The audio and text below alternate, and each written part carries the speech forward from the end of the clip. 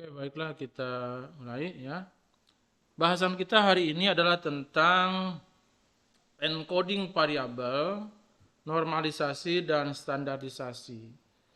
Encoding variabel itu harus kita lakukan ya dalam rangka mengubah variabel kategorik ke dalam variabel yang nilainya itu nanti berupa angka. Nah, ini namanya proses encoding, ya, pengkodean boleh dibilang seperti itu. Nah, kemudian normalisasi adalah yang kita sebut sebagai penskalaan, mengubah skala nilai-nilai dari sebuah variabel yang semula nilainya itu berapapun, kita nanti akan coba ubah agar supaya berada di dalam kisaran 0 sampai 1 atau mungkin di dalam kisaran min 1 sampai plus 1. Ini nanti bergantung lah. Jadi normalisasi itu diubah gitu ya, yang semula skalanya itu bebas menjadi terbatas. Nah, sedangkan yang terakhir nanti standarisasi, ini adalah proses agar supaya sebuah variabel yang semula nilai-nilainya itu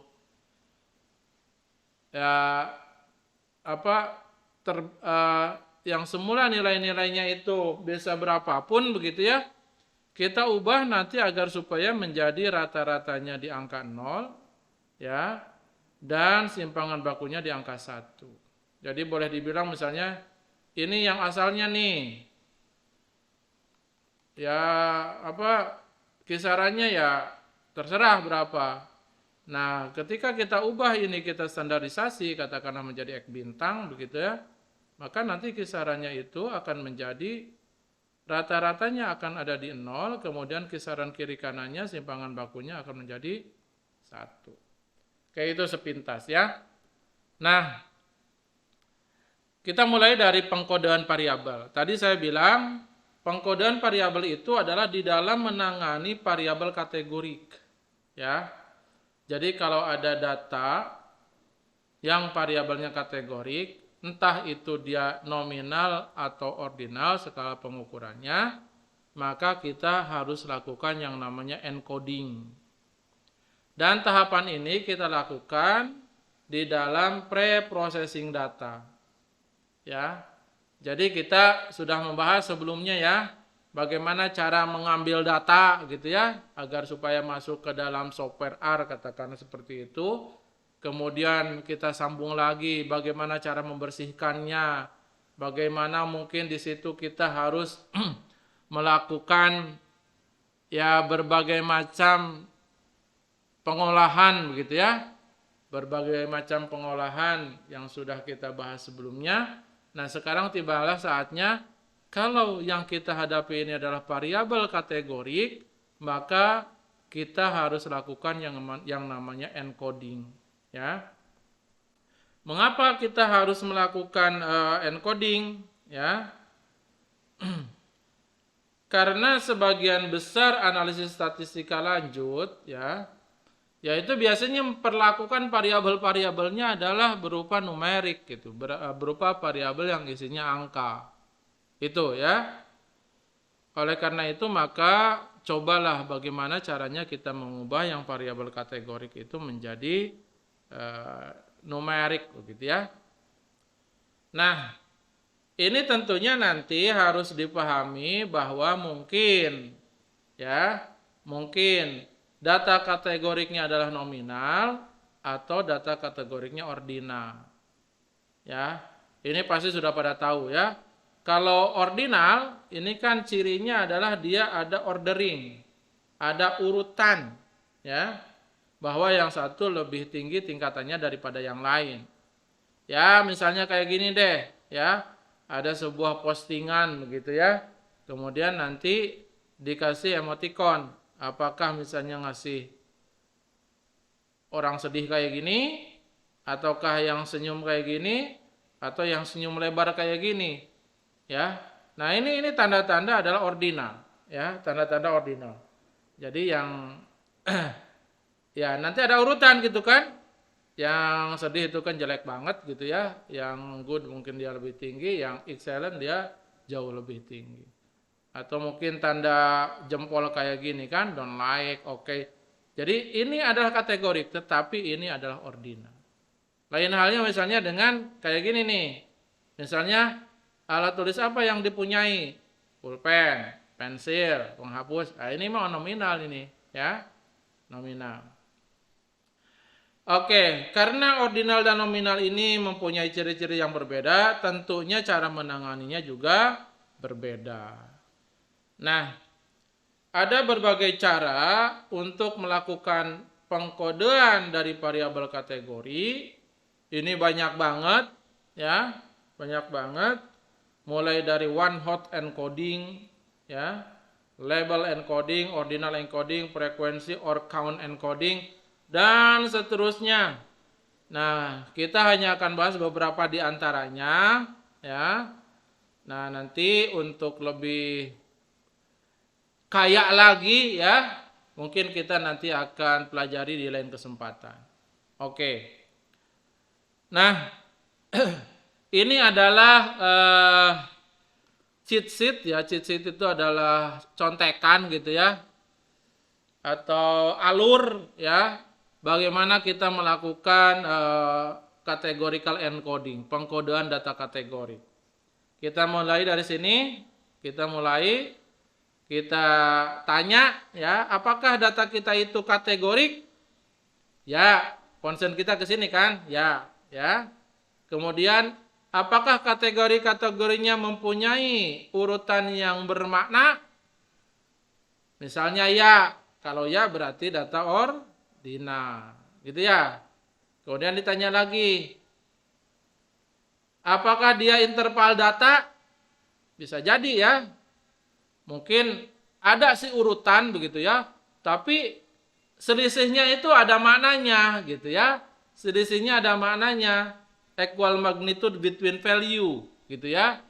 Misalnya ini yang kita sebut sebagai data interval ya.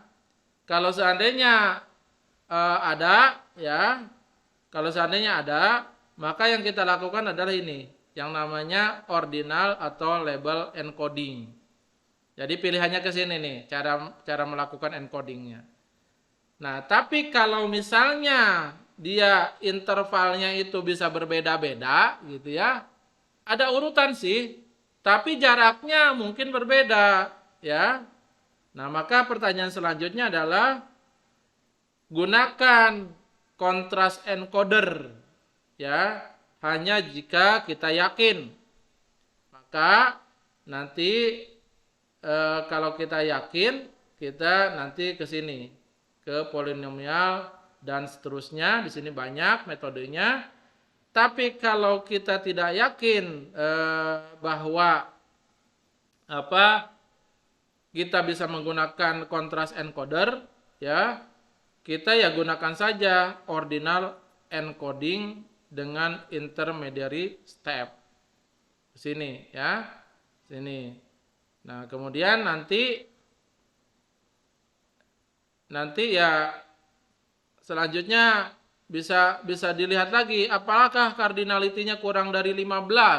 Artinya level dari kategorinya itu sedikit atau banyak gitu ya.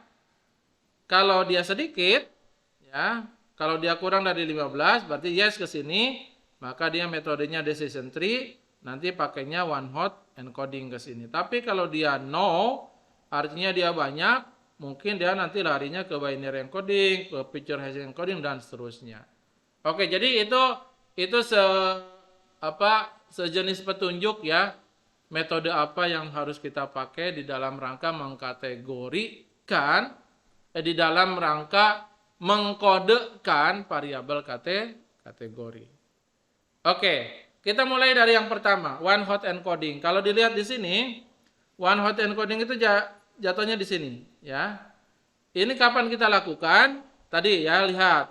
Kalau dia nominal, ya, kalau dia nominal atau kalau dia ordinal, ya, tetapi Ya, tetapi dia di sini dibilang bukan interval. Ada urutan tetapi jaraknya berbeda gitu ya. Nah, bisa kita lari ke menggunakan one hot encoding. Ini yang pertama kita akan bahas, ya. Di sini dicontohkan variabel warna. Jelas kan variabel warna itu nominal ya. Jadi ini contohnya untuk contoh yang ke sini. Nominal, kemudian cardinality-nya kecil, ya, cuman sedikit kan warna yang dicontohkan di situ, maka kita larinya ke one hot encoding di sini. Oke, contohnya warna. Jadi kalau menggunakan one hot encoding, ya, maka variabel warna ini akan diganti oleh variabel baru sebanyak kategorinya. Ya. Misal, variabel warna yang saya punya itu kategorinya hanya ada merah, kuning, dan hijau. Hanya ada 3 kategori. Maka si variabel ini kita akan ganti atau kita akan kodekan menjadi 3 buah variabel. Ya, sebanyak level dari kategorinya. Variabel yang pertama adalah merah, variabel yang kedua adalah kuning, variabel yang ketiga adalah hijau. Nah, lalu bagaimana cara mengkonversi nilainya? Mengkonversi nilainya adalah kalau dia merah, maka di variabel merah berangka 1, di lainnya berangka 0. Gitu. Kalau dia kuning, di variabel kuning dia berangka 1, di lainnya berangka 0. Kalau dia hijau, ya, kalau dia hijau, dia di variabel hijau dia berangka 1, di variabel lainnya berangka 0. Sehingga variabel yang semula warna seperti ini misalnya individu ke-1, individu ke-2, ke-3, ke-4, ke-5, ya, yang semula variabelnya hanya ada 1 dengan isi variabelnya warna seperti ini, kemudian dia akan diubah menjadi 3 buah variabel, yang mana pengamatan ke-1 isinya adalah merahnya bernilai 1, kuningnya bernilai 0, hijaunya bernilai 0. Pengamatan kedua, merahnya bernilai 0, kuningnya bernilai 1, hijaunya bernilai 0. Demikian juga ketiga, keempat, kelima. Ya. Oke, ini cara yang disebut dengan one hot encoding. Nah, kemudian yang kedua yang disebut dengan dummy encoding. Ya. Jadi pengkodean dummy. Nah, kalau pengkodean dummy itu lebih hemat dibandingkan dengan pengkodean one hot. Mengapa? Karena kalau pengkodean dummy dia akan digantinya dengan variabel yang 1 lebih sedikit atau kurang 1 dari one hot. Ya. Jadi kalau one hot itu tadi kan semula dia warnanya ada 3, maka akan menjadi 3 variabel, 3 kolom. Tapi kalau dummy mah dia cukup menjadi 2 kolom. Dia cukup menjadi 2 kolom. Salah satu kolomnya, bukan salah satu kolom, salah satu levelnya, salah satu warnanya dalam hal ini, itu yang disebut dengan referensi. Oke, coba kita lihat bagaimana cara membuat dummy. Sama kayak tadi, ya, karena ini variabel warna mempunyai 3 level, yaitu merah, kuning, dan hijau, 3 level, ya, maka variabel dummy-nya hanya menjadi 2, yaitu 3 dikurang 1, hanya menjadi 2 variabel dummy. Yang mana yang 2 itu? Yang 2 itu katakanlah misalnya saya ambil adalah yang 2 yang pertama, yaitu merah dan kuning. Jadi variabel yang pertama merah, karena di sini munculnya pertama, variabel yang kedua kuning. Ya, jadi hanya 2 ini merah dan kuning, hijaunya enggak ada. Oke, jadi cukup diganti menjadi 2 variabel dummy. Nah, kemudian nilainya gimana? Nilainya adalah sama sih kayak yang one hot tadi. Kalau dia merah, maka di merah bernilai 1, di kuning bernilai 0. Kalau dia kuning, Sebaliknya di kuning bernilai 1, di merah bernilai 0. Kalau merah ya sama, di merah bernilai 1, di kuning bernilai 0. Kalau hijau enggak di dua-duanya. Berarti baik di merah maupun di kuning dia nilainya 0. Nah gitu ya. Jadi enggak di dua-duanya. Atau dengan kata lain sama sih dengan one hot tadi, tapi kolom hijaunya dicoret gitu. Nah ini dari sisi memori komputer, dia satu kolom lebih hemat. Oke. Kemudian yang berikutnya yang disebut dengan dummy encoder. Ya, dummy encoder. Dummy encoder ini ya sama sih dari yang tadi ya, dari yang one hot dan ya maksudnya ini ringkasan dari yang tadi ya. Untuk lebih memahaminya, mari kita lihat gambar berikut untuk mengkodekan data yang sama menggunakan teknik one hot dan menggunakan teknik dummy ya. Jadi tadi saya bilang kalau one hot maka jumlah variabel barunya atau penggantinya adalah sebanyak kategorinya, yaitu 3. Tapi kalau dummy, dia cukup oleh 2 variabel saja. Ya. Jadi yang tadi misalnya A gitu ya. Contohnya ini ada variabel ya, ada variabel yang mempunyai 3 kategori. Mana? A, B, C. Berarti kan 3 kategori ya. 3 kategori.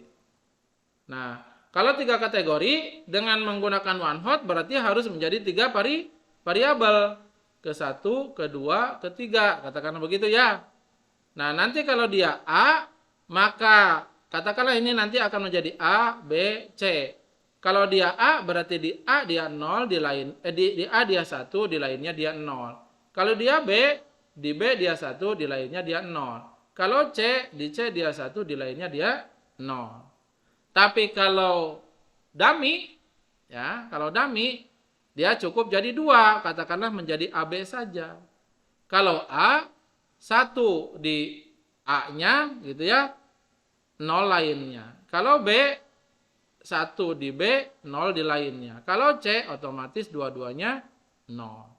Oke, jadi itu perbandingan antara one hot coding dan dummy encoding. Yang bisa kita lihat di sini sebenarnya kalau dia dummy encoding itu lebih hemat 1 kolom. Oke, ini adalah beberapa kekurangan one hot dan dummy encoding. Ini dua-duanya sesungguhnya adalah cara penggodaan yang kuat, yang efektif ya. Namun ada beberapa kesulitan kalau kita nanti memakainya.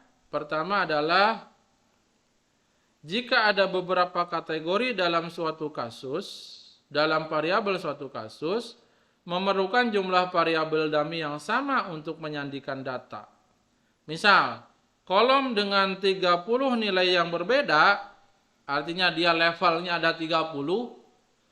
Mungkin zaman sekarang yang namanya warna itu kan banyak banget itu ya. Nah, mungkin gitu warna itu sampai 30 jenis, sampai 30 level. Maka dengan one hot encoding, kita nanti butuh 30 variabel baru. Ya. Jika terdapat beberapa variabel kategorik dalam kumpulan data, situasi yang sama akan terjadi dan sekali lagi akan berakhir dengan memiliki beberapa variabel biner yang masing-masing mewakili variabel kategorik dan beberapa kategorinya. Misal, kumpulan data yang memiliki 10 atau lebih kolom kategori. Jadi intinya adalah dengan one hot dan dummy encoding ini ya, dia akan mengikuti banyaknya dari kategori si variabel itu. Kalau jenis kelamin cuma 2, ya udah kalau one hot berarti cuma jadi 2, kalau dia dummy jadi 1. Kalau warna ada 7 warna misalnya, merah, jingga, hijau, kuning, biru, nilai ungu. Kalau one hot jadi 7, kalau dummy jadi 6. Gitu ya. Oke. Selanjutnya yang disebut dengan label encoding, ya. Label encoding ini setiap kategori nanti akan diberi nilai 1 hingga N, ya. Akan diberi nilai 1 hingga N atau 0 hingga N-1 sama aja, ya. Mau 1 sampai N atau 0 hingga N1, ya. Jadi kalau dia mempunyai N jumlah kategori, ya, N level, maka nanti label encodingnya akan sebanyak N juga. Cuman masalahnya nanti apakah mau 0 sampai N-1 ataukah mau 1 sampai N. Contoh, ini jenis-jenis suhu. Ada dingin, ada panas, ada hangat, ada sangat panas. Ada berapa ini? Ada 4. Kalau 4, maka label encodingnya nanti misalnya saya gunakan dari 0 sampai 3. Jadi kalau dingin saya 0, kalau panas saya 1, hangat saya 2, sangat panas saya 3. Jadi ini. Atau kalau mau yang lain 1 sampai N silahkan, ya. Misalnya menjadi 1, 2, 3, 4. Ya, walhasil nanti di variabel hasil encodingnya ya akan sebanyak kategorinya, gitu ya. Nah, nanti salah satu keuntungan kita melakukan label encoding, ya tadi ya tidak menuhin memori komputer. Jadi jumlah kolomnya tidak bertambah. Kalau ini kan 1 menjadi 4 atau 1 menjadi 3. Salah. 1 menjadi 3 kalau dia one hot. Asalnya 1 menjadi 2 kalau dia dummy encoding. Tapi kalau dia menggunakan label encoding, asalnya 1 kolom, ya hasilnya tetap 1 kolom. Gitu, ya. Cuman masalahnya nanti, ya, ini yang kita sebut sebagai tidak memperluas ruang variabel. Jadi ruang variabelnya tetap 1, ya, tetap 1, tidak boros memori komputer. Oke, kemudian membuat hubungan monoton antara kategori dan target. Ya ini intinya mah pemetaan 1 ke 1 lah. Dingin ke angka 0, panas ke angka 1 dan seterusnya. Jadi 1 ke 1 sehingga dia monoton. Nah, tapi nanti ada kelemahannya, mungkin dia akan menyebabkan overfitting. Ya. Overfitting itu ya inilah akibat kita mengubah dari yang semula kategorik menjadi kode angka. Ya, mungkin itu nanti yang akan menyebabkan dia menjadi overfitting. Oke, ini contoh yang berikutnya, ya, ada encoding yang berikutnya yang disebut dengan ordinal encoding, ya. Ordinal encoding ini sedikit berbeda dengan label encoding, ya. Sedikit berbeda dengan label encoding.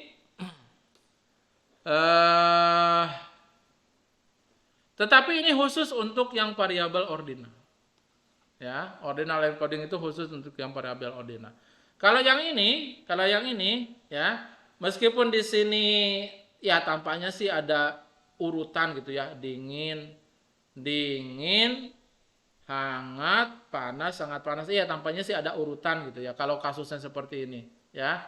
Tapi label encoding yang kita gunakan sebenarnya ini adalah untuk yang nominal, ya, untuk yang nominal. Oke. Ya, dia lebih tepatnya untuk yang nominal. Tapi kalau dia ordinal, sebaiknya kita gunakan yang namanya ordinal encoding. Jadi kalau ordinal encoding ya kita tetapkan dulu urutannya. Kalau di sini pendidikan kita tahu urutannya adalah paling rendah atau paling tinggi S3, kedua S2, ketiga S1, berikutnya D3, terakhir SMA. Kita tahu urutannya kayak gini kan? Sehingga ketika kita membuat angkanya, ya S3 menjadi angka 5, S2 menjadi angka 4, S1 3, D3 2 dan SMA 1 gitu. Ya udah, kalau ada data kayak gini, misalnya ini responden ke-1, dia SMA, ya berarti SMA mana? Menjadi angka 1. Hasil encodingnya 1. Responden kedua, D3. Oh, D3 itu menjadi angka 2. Responden ketiga S3. Oh, S3 itu menjadi angka 5. Dan seterusnya. Jadi inilah hasil encodingnya. Dan sekali lagi ini digunakan untuk variabel ordinal. Ya. Kalau ordinal berarti kita tahu lah urutannya kayak gimana. Dan satu keuntungannya di sini tentunya adalah kolomnya tetap satu. Yang semula kayak gini, ya hasil encodingnya juga satu kolom. Oke. Kemudian berikutnya yang disebut dengan binary encoding, ya. Binary encoding. Jadi binary encoding itu adalah mengubah yang semula ya katakanlah kategorik menjadi biner. Jadi biner, ya. Ini harus diingat lagi mengenai yang namanya angka biner, ya. Yang namanya angka biner. Jadi kalau misalnya saya mempunyai angka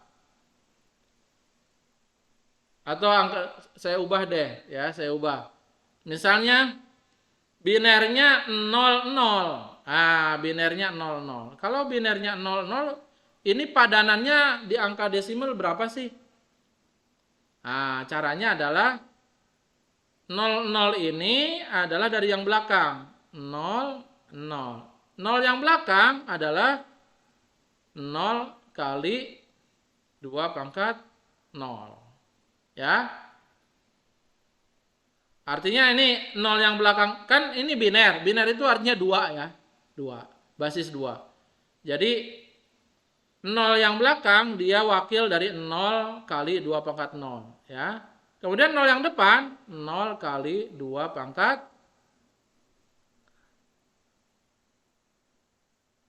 0 kali 2 pangkat 1. Betul. 2 pangkat 0, 2 pangkat 1.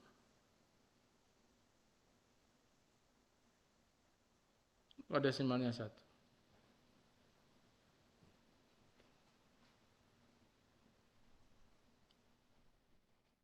2 pangkat 0. Bentar. Kalau yang 01 itu berarti 1 kali 2 pangkat 0. Ini 0 kali 2 pangkat 1. Iya, ini harusnya 0. Ini harusnya 1. Kalau 1 0. Kalau 1 0, 0 kali 2 pangkat 0. 1 kali 2 pangkat 1. Ini 2.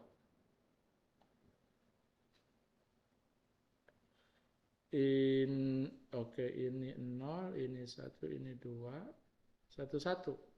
1 1. 1 kali 2 pangkat 0. 1 kali 2 pangkat 1. 3. Ini salah nih. Ini harusnya 0, 1, 2, 3. Ya, harusnya begitu. Mengapa? Saya hapus dulu. Oke, saya hapus dulu ya. Maaf. Oke, ini saya hapus dulu.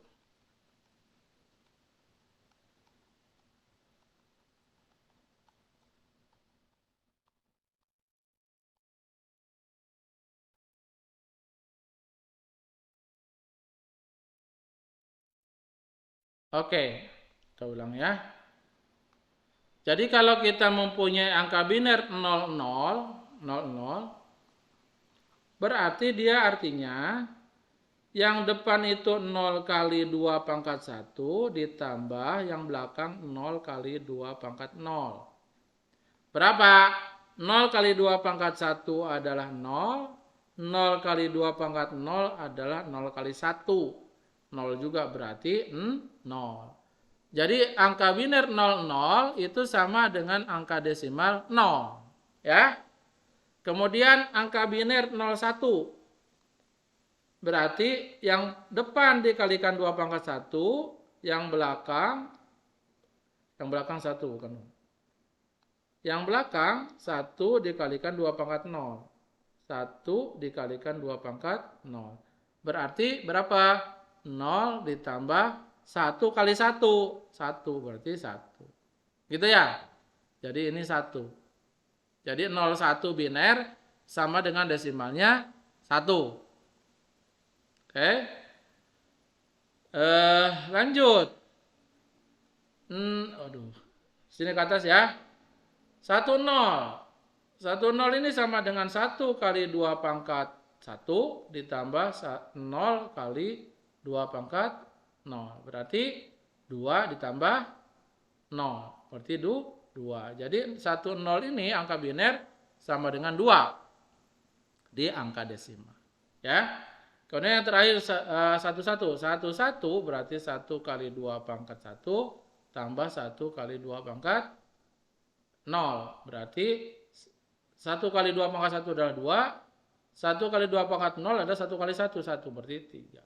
Nah, ya. Jadi biner itu seperti ini. Seperti ini. Nah, intinya apa? Intinya apa? Intinya nanti adalah kalau kita mempunyai 4 kategori, ya, 4 kategori itu misalnya kategori ke 0, ke 1, ke 2, ke 3 itu kan 4 kategori ya.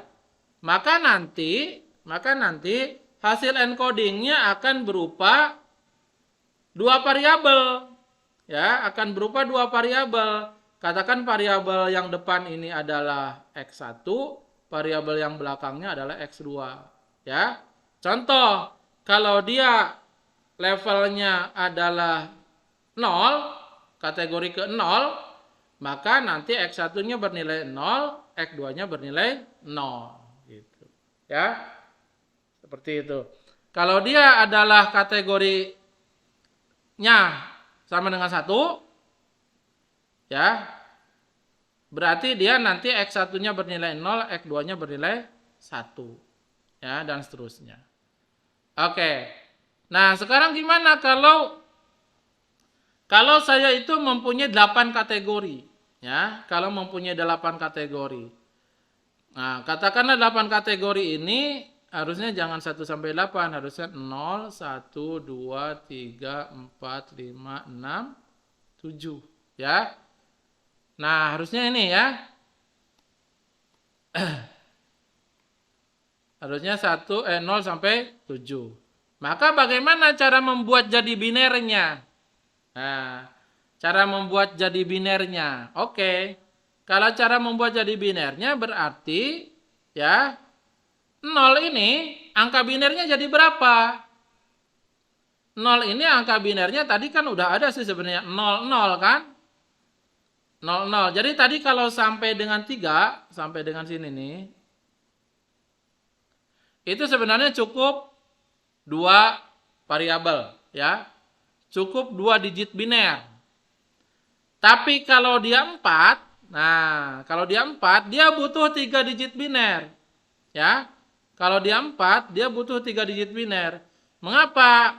Kita tahu bahwa padanan dari desimal 4 itu adalah binernya 100. Mengapa? Karena 1 kali 2 pangkat 2 ditambah 0 kali 2 pangkat 1 ditambah 0 kali 2 pangkat 0. Berarti 1 kali 2 pangkat 2 adalah 4. 0 kali 2 pangkat 1 adalah 0. Tambah 0 berarti 4. Jadi kalau 4 ini padanan binernya adalah 1, 0, 0. Ya, makanya di sini kan 1, 0, 0. Gitu.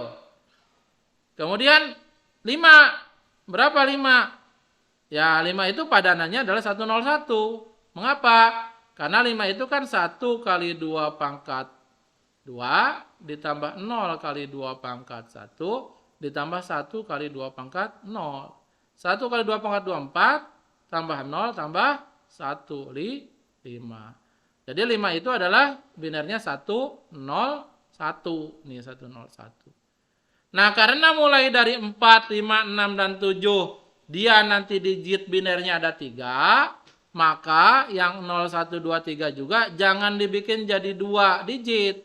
bikinlah jadi 3 digit dengan menambahkan digit di depannya selalu bernilai 0. Jadi 0, 0, 0, 0. Begitu. Sehingga binary encodingnya adalah seperti ini. Ya, kalau kita mempunyai 8 kategori, sebuah variabel dengan 8 kategori, maka nanti variabel encoding binernya adalah 3 variabel. Yang paling depan katakanlah X1, yang tengah X2, yang terakhir X3. Ya. Jadi semula variabel kategorik dengan 8 level, maka dia binary encodingnya harus oleh 3 variabel. Oke. Nah, ini di sini dicontohkan ya, dicontohkan untuk yang lebih luas lagi ya. Untuk yang lebih luas lagi ya. Di sini dicontohkan untuk sekelompok n bit dimungkinkan untuk mewakili 2 pangkat n. Ya. N bit itu adalah tadi ya yang saya bilang sebagai digit ya, sebagai digit. Jadi berikut langkah pengkodean biner. Kategori pertama-tama dikonversi ke urutan numerik mulai dari 1. Ini sebenarnya tadi kita mulainya dari 0 aja biar mudah. Mulainya dari 0 ya. Mulai dari 0. Jadi yang 1 ini jadi 0, yang 2 jadi 1, 2, 3, 4, 5. Jadi kalau warna ini kita mempunyai 5 warna, ya udah ya. Nanti tinggal cari aja pasangan angka biner dari masing-masing angkanya itu ya. Angka 0 pasangan binernya adalah 001. Angka 1 pasangan binernya adalah 010. Angka 2 011. Angka 3 100, angka 4, angka 5. Nah ini kita tahu kenapa 1 2 3 4 5 6 karena kategori dari warna di data yang kita punya memang hanya ada 6 ya, memang hanya ada 6 gitu. Sehingga ini nanti binarinya. Nah kemudian karena di sini tadi ada 3 digit yang depan, tengah dan belakang, maka inilah yang depan katakanlah sebagai warna 1, war 2, war 3. Jadi 001 menjadi 3 variabel begitu ya. Jadi inilah hasil binary encoding dari warna ini. Ya, dari warna ini. Yang semula 1 kolom kita ubah menjadi 3 kolom karena menggunakan binary encoding. Oke, berikutnya yang disebut dengan min encoding atau target encoding. Nah, kalau min encoding atau target encoding ini digunakan kalau di dalam data kita itu ada yang namanya variabel target. Jadi jangan hanya punya 1 variabel, tapi harus ada variabel targetnya. Oke, contohnya di sini saya mempunyai data sebagai berikut. Ada suhu, ada warna, ada target. Dalam statistika target itu katakanlah misalnya variabel dependennya deh, gitu ya. Namun si variabel dependen ini adalah yang paling mudah itu adalah yang biner, yang 01. Ya. Jadi sekali lagi min encoding atau target encoding kita gunakan untuk mengkode variabel kategorik yang di dalam datanya ada variabel dependennya, begitu. Mudahnya seperti itu. Bagaimana caranya? Oke. Caranya adalah misalnya saya ingin mengkode variabel temperatur, variabel suhu ini. Ya, variabel suhu ini. Oke, kita tinggal lihat aja di sini. Variabel suhunya ada berapa sih ini? Oh, variabel suhunya ini cuma ada 4 level. Ada hot, cold, very hot, dan warm. Ya, cuma ada 4 level. Cuma ada 4 level. Ya udah, saya bikin kayak sejenis tabel kontingensi deh, ya. Jadi di sini adalah temperatur, ada cold, kemudian ada hot, kemudian ada very hot, kemudian yang terakhir adalah warm. Nah, jadi bikin tabel kontingensi yang barisnya itu adalah level suhu, ya, level suhu. Kemudian kolomnya adalah targetnya ini, ya, targetnya ini. Targetnya itu ada 0, ada 1, ya, ada 0, ada 1. Nah, tinggal dihitung aja nih. Tinggal dihitung. Oke, dari data saya, misalnya ya, dari data saya, kalau dia cold, berapakah yang targetnya 0, berapakah yang targetnya 1?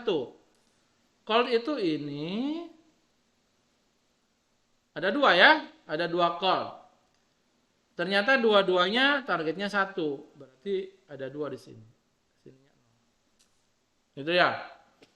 Jadi dari database yang saya punya, cold ini target 0-nya ada tidak ada, target 1-nya ada 2. Kemudian hot. Hot itu adalah ini, 1, 2, 3, 4. Ada 4. Yang 4 ini, yang targetnya 1 ada 1, 2, 3. Yang 0-nya 1. Jadi 1, 3. Gitu. Kemudian very hot. Very hot ada 1 saja. Dan dia targetnya 1. Sini 0, gitu ya. Kemudian warm. Warm itu ada 1, 2, 3, ada 3. Targetnya 0 ada 1, ada 2, ya 0-nya ada 2. Targetnya ada 1. Nah, ini tabel kontingensinya ya, antara temperatur melawan target. Nah, kita tinggal memindahkan ke sini adalah yang targetnya bernilai 1. Jadi yang ini nih, yang kolom ini. Yang targetnya bernilai 1. Berarti cold-nya 2, lihat 2. Hot-nya 3, very hot-nya 1, dan warm-nya 1.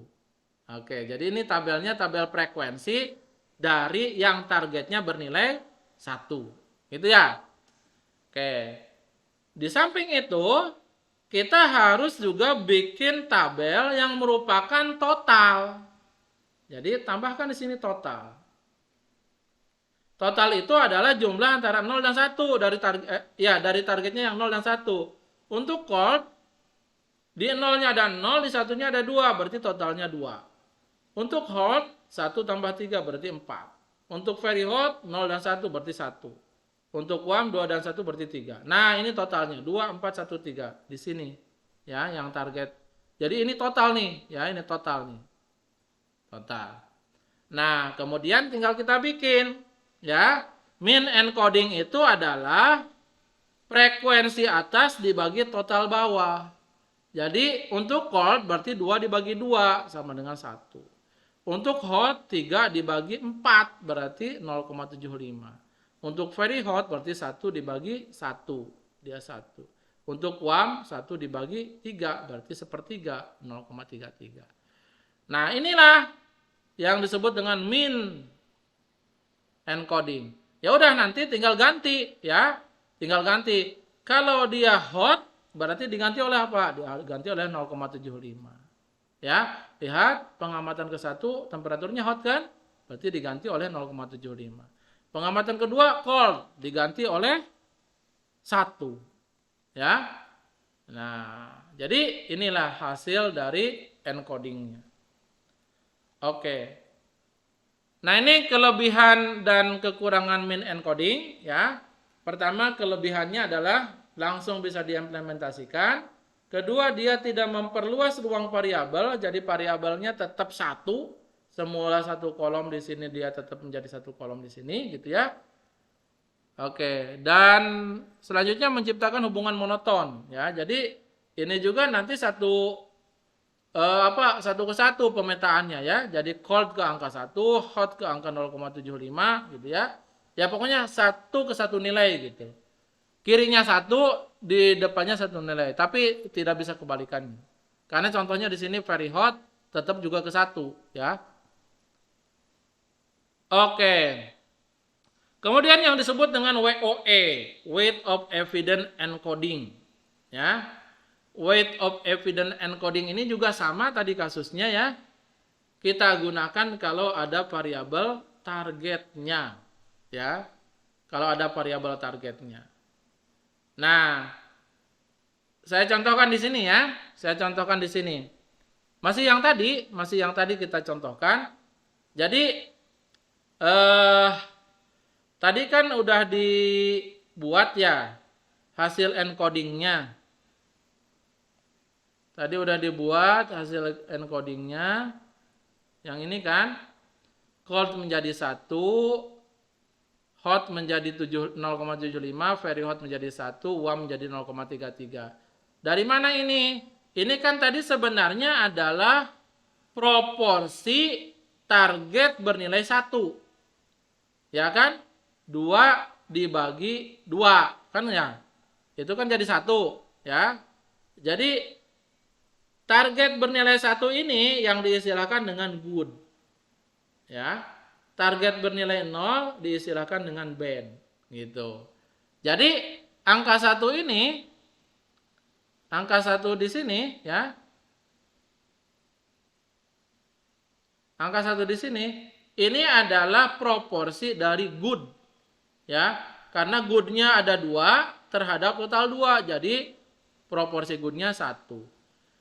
Hot, goodnya 3 dari total 4. Ini kan goodnya 3 dari total 4. Berarti dia proporsi goodnya 0,75. Nah, jadi di sini di dalam WOE itu pertama adalah cari proporsi goodnya. Ya. Jadi di cold ini proporsi goodnya adalah 1. Karena tadi 2/2. Di hot proporsi goodnya 0,75. Karena tadi 3 dari 4. Gitu kan? Dan seterusnya. Nah, selanjutnya kita harus punya badnya juga. Bad ini adalah 1 dikurangi good. Jadi kalau goodnya 1 otomatis badnya 0. Karena 1 dikurang 1 berarti kan? Kalau goodnya 0,75 berarti 1 dikurangi 0,75 berarti 0,25. Ya, dan seterusnya. Ini badnya. Ya. Nah, untuk bad yang bernilai 0, ya, untuk bad yang bernilai 0 ditambah dengan nilai yang kecil. Ya. Misalnya saya tambah menjadi oleh 0,001. Jadi yang semula 0 saya ubah menjadi 0,001. Nah, ini kalau dia badnya bernilai 0 saya ubah oleh sebuah angka yang kecil. Nah, kemudian tinggal dihitung WOE. Tadi rumusnya adalah di depan sini. Learn dari good dibagi bad dikalikan 100. Jadi WOE ini adalah learn dari good dibagi bad dikalikan 100. Jadi 1 per 0,01 dilearnkan dikalikan 100. Dapatlah ini WOE-nya. Ya. Nah, ini ya sebenarnya ini miriplah dengan yang tadi dengan dengan target encoding. Kalau target encoding mah tadi kan hasilnya cold menjadi angka 1, hot menjadi angka 0,75, very hot menjadi angka 1, warm menjadi 0,33. Kalau WOE mah menjadi angka sekian. Tapi tentunya ini ada alasan di balik ini ya, yang nanti kita akan jelaskan. Ini aspek teknisnya aja ya, bahwa kalau menggunakan cara weight of evidence seperti inilah caranya. Oke, ini beberapa kelebihan dan kekurangan dari WOE ya. Oke, kemudian yang disebut dengan frekuensi atau count encoder ya.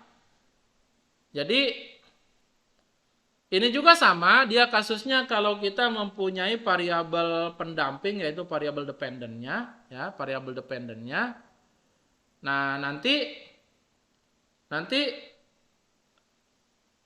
bagaimana caranya? Ya, caranya adalah ini kan lihat, kita di sini punya ceritanya sedang mengkode variabel warna kan. Warnanya kan di sini ada berapa? Ada yellow, blue, dan red. Cuman ada 3 warna kan? Yellow, blue, dan red. Ya kan? Oke, kemudian ini total pengamatannya berapa? 1, 2, 3, 4, 5, 6, 7, 8, 9. Ada 10. Ya, ada 10.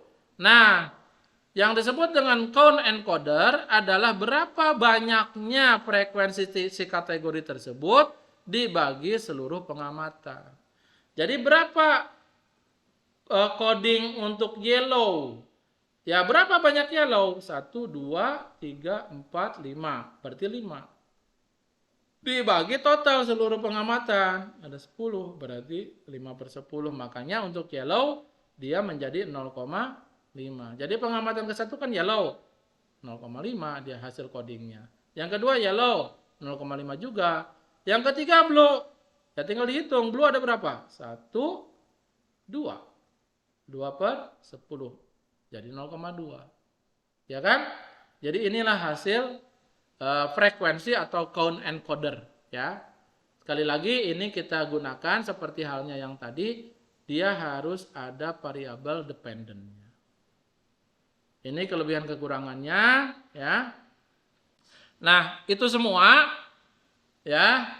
Itu ada caranya di dalam R. Silahkan kalian bisa baca ya di sini. Ya. Baca dan praktekkan ya. Coba nanti browsing ini ya, alamat ini. How to convert categorical variable to numeric in R ya. Silahkan nanti dikerjakan.